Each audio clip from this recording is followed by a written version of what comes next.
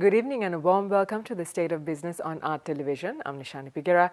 Let's take a look at tonight's top stories first. Lucille Wijewardene appointed as new Tea Board Chairman. Sri Lanka's economy slows down to 3.2% in fourth quarter of 2017. The Sri Lanka Tea Board today awarded a 219 million rupee media contract to Dentsu Grant to commence a global marketing campaign for Ceylon tea. Speaking at the event, Minister of Plantation Industries Navin Dissanayake emphasized that the government should introduce substitutes for glyphosate as the commercial agriculture industry cannot perform well without any weedicides. He also urged the government to take a quick scientific decision in this regard instead of taking decisions based on political agendas. The global promotion campaign aims to re-establish the premium position of Ceylon tea in 12 priority markets and reinforce its association with the lion logo. The campaign will also contribute towards reigniting interest in the Ceylon tea brand and strengthening its premium position in the global market. It was not a well thought out decision, because particularly the tea industry needs a weedicide. I'm not an agent for glyphosate or Monsanto. I don't want to be an agent for anybody. I don't think people also believe that I'm a person like that. But if you are not banning glyphosate, then give me and the industry some other alternative for it, because you can't do commercial agriculture without weedicide. What nonsense is this? Because glyphosate has been banned, when you ban something, people immediately go for smuggling. Therefore, this is a very historic argument. When there is no alternative, they do that. So now this has been going into our teas, and this has been detected. Even our foreign buyers have found it out. So that is why this issue has come up in a very big way. We stand losing our markets because of this. And if it is not addressed properly, our whole tea industry, I'm not overstating this enough, nor am I exaggerating. If we do not address this, our whole tea industry can be at a huge risk and a threat. So this is why I have been saying, please make rational scientific decisions without basing your decisions on pure political agendas. Today, the Ceylon Tea Board also appointed its new chairman, Lucille Wijewardene, following the resignation of Dr. Rohan Pettiagoda. I have a fair knowledge on the industry. So from there, but I have to understand the regulator and the industry both. What do they expect from a regulator? So that is my first step. If the regulator does not understand the industry very well, it's very difficult to proceed. So we are not judges here. We are like, for a judge, it's very easy, or guilty or not guilty, or you go to prison or you pay a fine. But here, you have to go along with them and correct them and do all that as a regulator. And now let's take a look at a few cabinet decisions approved this week. The cabinet approved the proposal made by the Minister of Public Enterprises and Kandy Development, Lakshman Kiriyalla, to grant loans under a concessionary interest rate for properties which have been destroyed as a result of the problematic situation that took place in Kandy recently. The decision to sign a memorandum of understanding with the World Food Organization to implement the strategic plans of United Nations was approved by the Cabinet of Ministers. Approval was granted by the Cabinet of Ministers to host the inauguration of the 70th World Health Day on 7th of April 2018 with the participation of representatives from 11 countries.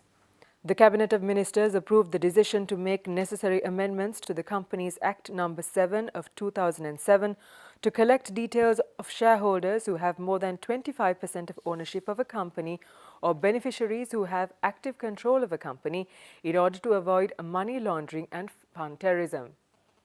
The decision to provide 190 garbage collecting vehicles to 84 local government institutions to widen the capacity of collecting and transporting garbage was also approved by the Cabinet. Time for us to slip in for a short break. Do stay with us for more news when we come back.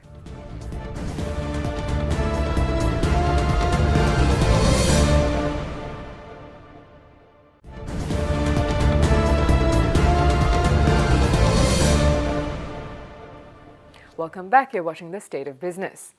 Sri Lanka's economic output, as measured by gross domestic product for the fourth quarter from October to December 2017, slowed to 3.2% year-on-year, and the economy growth rate for the year of 2017 has been estimated as 3.1%. Releasing the data, the Department of Census and Statistics attributed the slow growth rate in 2017 to the declining agriculture output due to inclement weather the country has been experiencing since 2016.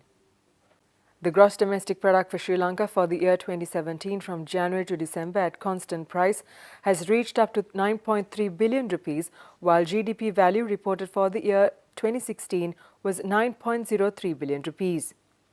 The four major components of the economy, agriculture, industry, services and taxes less subsidies on products, have contributed their share to the GDP at current price by 7.7%, 27.2%, 55.8% and 9.3% respectively for the year 2017. As a result of inclement weather, agriculture sector has reported negative quarterly growth rates in all quarters other than the fourth quarter of 2017. During the year, highest growth rate of 3.9% was reported for overall industry activities.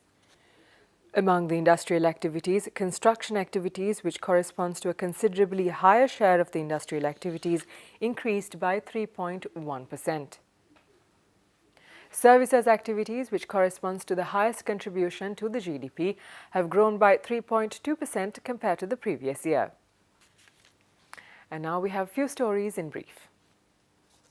Samsung recently unveiled its latest flagship devices, the Galaxy S9 and S9 Plus smartphones in Sri Lanka. The new Samsung Galaxy smartphones are redesigned with advanced features and sport a new dual aperture lens that powers an innovative low-light camera with super slow-mo video capabilities and personalized AR emojis. The Samsung smartphones will be available to consumers on the 23rd of March in midnight black, coral blue and a new hue, lilac purple. Huawei, one of the fastest growing smartphone brands in Sri Lanka, launched the Huawei Y7 Pro and Huawei Y9 smartphones in Colombo last evening. The new Huawei Y series smartphones aimed at the youth redefine smartphone excellence with top-grade features, ultra-fast connectivity, outstanding battery life and dual cameras featuring artistic portraits. The smartphones will be available for consumers at a rate of 27,900 rupees for the Y7 Pro and 34,900 rupees for the Y9 in black, gold and blue. The products will be available through Huawei Experience Centers and selected Dialog Axiata Centers and other key dealers island-wide. Sri Lanka's leading smartphone vendor, Singer Sri Lanka, will ensure the availability of these products through the country's largest retail network, Singer, comprising of over 420 retail outlets. BIC, the #1 shaving razor in Sri Lanka, launched its latest and most innovative BIC Flex 5 disposable razor for the first time in Sri Lanka. Featuring 5 flexible blades, the highly anticipated BIC Flex 5 razor also features a uniquely designed handle with a balancing sphere. Moreover, during the launch, BIC also introduced BIC for Men, a new shaving foam to add weight for a better shave control.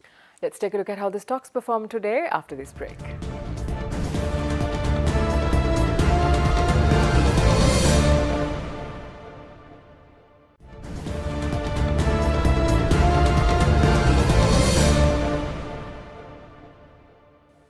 Welcome back to the show. Trading at the Colombo Stock Exchange ended on a negative note today. The all share price index dropped 16.53 points to close at 6,445.97 and the S&P SL20 dropped 14.9 points to close at 3,626.56. Turnover was 632.2 million rupees and 38.9 million shares were traded. And now let's take a look at the day's foreign exchange rates.